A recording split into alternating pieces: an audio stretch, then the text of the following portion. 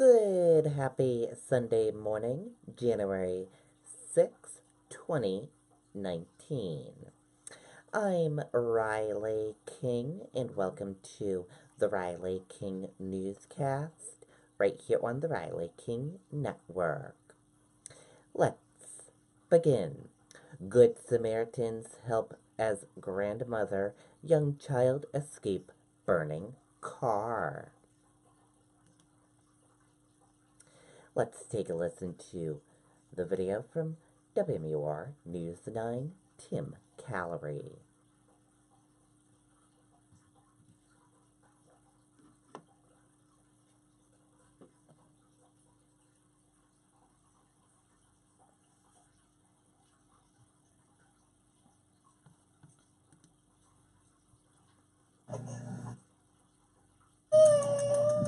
Bonita Noviello is counting her blessings and holding her granddaughters extra tight after they had quite the scare on the side of a busy New Hampshire highway. I had angels following me. The three were heading to a birthday party on Saturday. Noviello was going down 293 when she came across a mattress in the road. She says she couldn't avoid it. Kind of went over it. I looked in my back mirror to see if I could see it behind me. I didn't. So I was figuring I should probably be aware of that I might be dragging it. As she made her way onto 93 South, she smelled smoke and pulled over. Moments later, her car caught fire. Noviello jumped into action. You just go into this mode where all you know is you're getting the kids out. While she was doing that, a group of strangers pulled over to help, including Stephen York. An absolute inferno.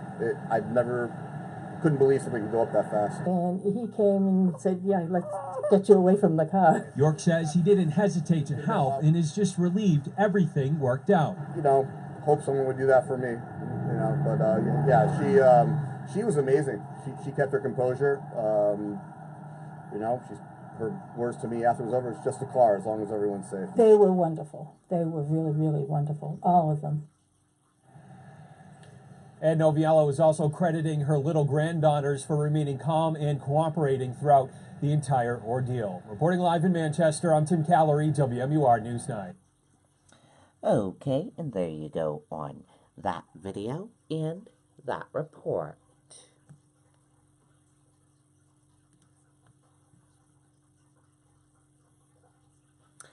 Crashes took 144 lives on New Hampshire roads in 2018.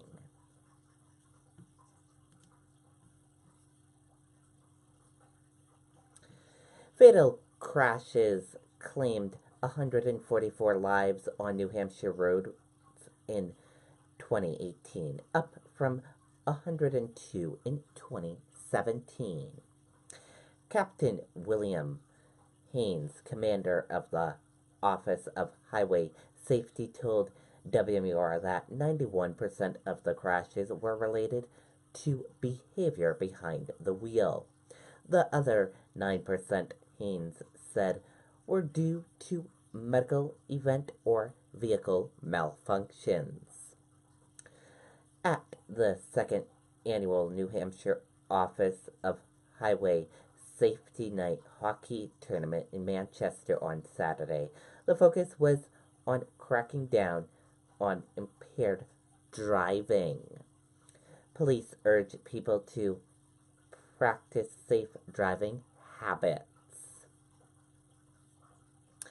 By being one of our partners, that means they make the right choices when operating on our highways, to not drive distracted, to not drive impaired, not follow too closely, not speed, Haynes said.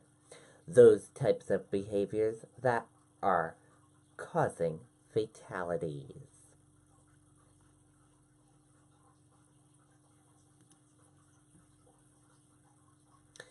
National parks struggle to stay open, safe during shutdown.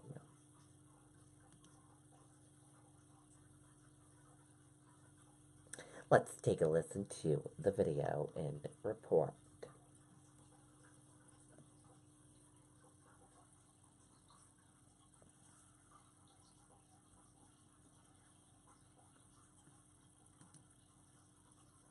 And the east entrance to the Pinnacles, which is just down the road from here, is now only open to campers, and you need a reservation to get in.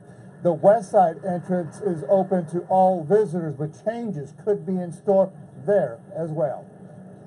A roadblock at Highways 25 and 146 now greet visitors at the east entrance of Pinnacles National Park.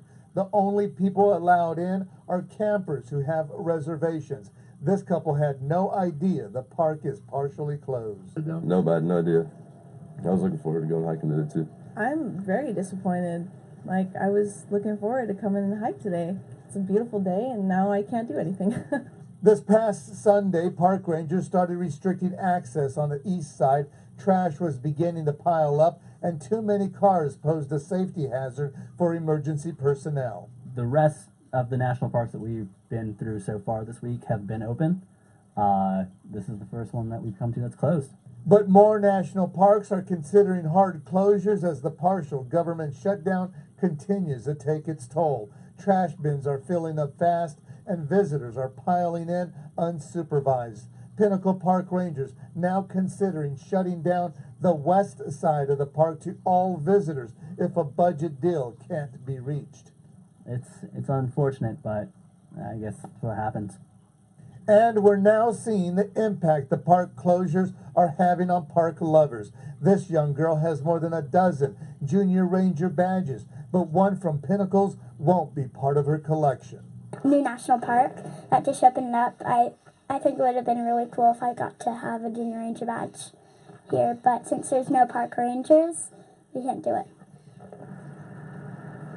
So again, in short, the east entrance to the Pinnacles is only open to campers with reservation. The west entrance continues to remain open for all visitors, but that could change depending how long this partial government shutdown continues. Aaron, Dan. All right, Felix, thank you. Okay, and there you go on that video and that report.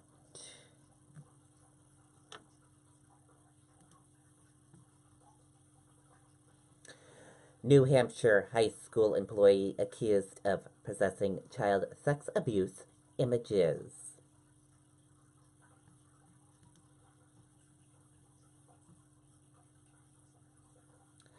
Let's take a listen to the video from WMUR News 9, Tim Callery.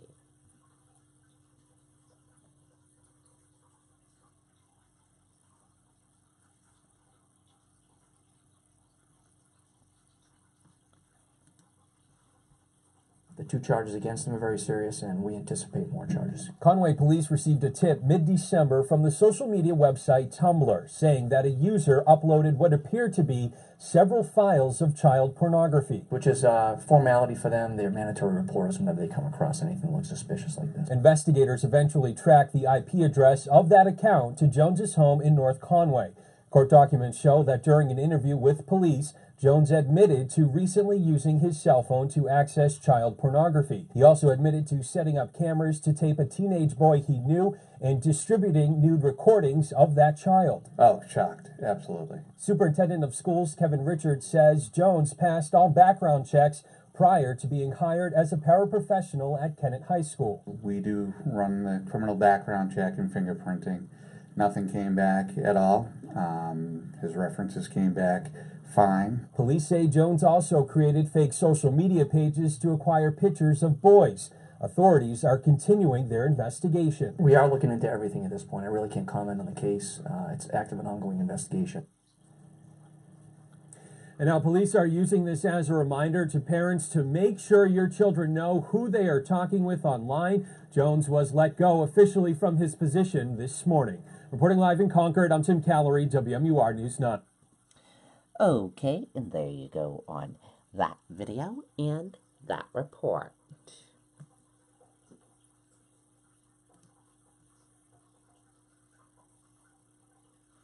Four-alarm garage fire spreads to Harbor Master's home.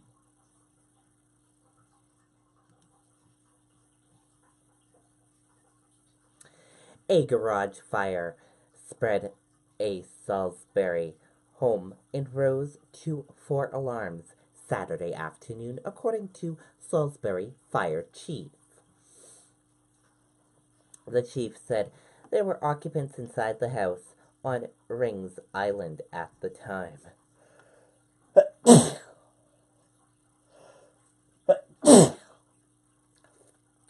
Sorry about that, everyone. They, along with firefighters, are safe with no reported injuries. The home belongs to a Salisbury harbor master whose wife was inside the home at the time of the fire. She said she was alerted to the fire by people who were driving by.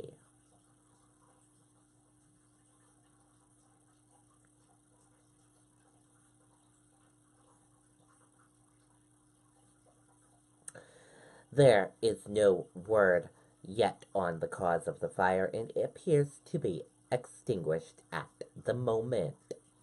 2 fire departments from New Hampshire provided coverage for Salisbury firefighters while they were battling the blaze. We will keep you updated if we get more information on how it all started. Hundreds of Papist supporters gathered in Manchester for ceremonial swearing in. Let's take a listen to the video from WMUR News 9, Jess Moran.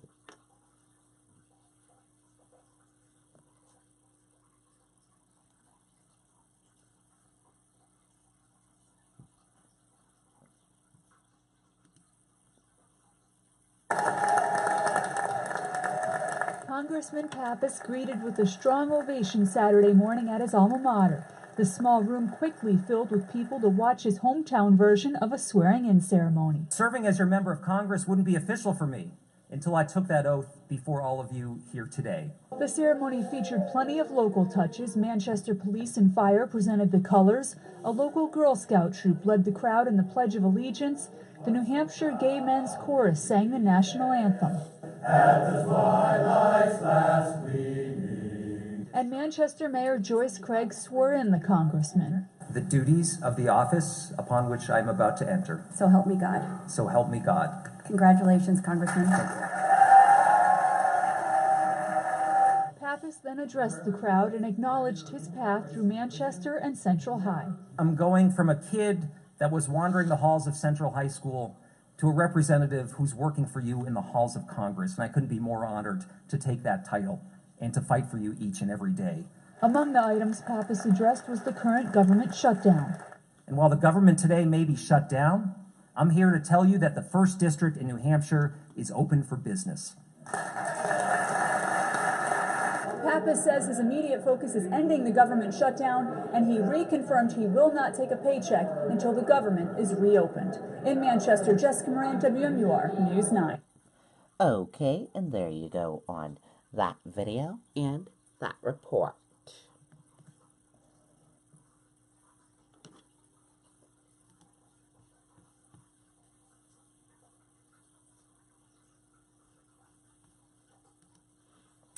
Man charged with murdering 7-year-old Jasmine Barnes in case of mistaken identity.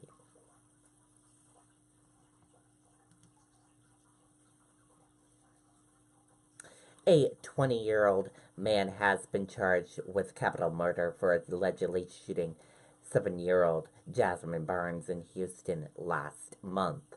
Barnes was in the back seat of her mother's car when a vehicle pulled up alongside and opened fire on December 30th. And that does it for the Riley King Newscast right here on the Riley King Network. I hope you all have a great rest of your Sunday, and I'll see you back here later on today for another newscast. And I'll have a news report coming up in a little bit. Goodbye, everyone.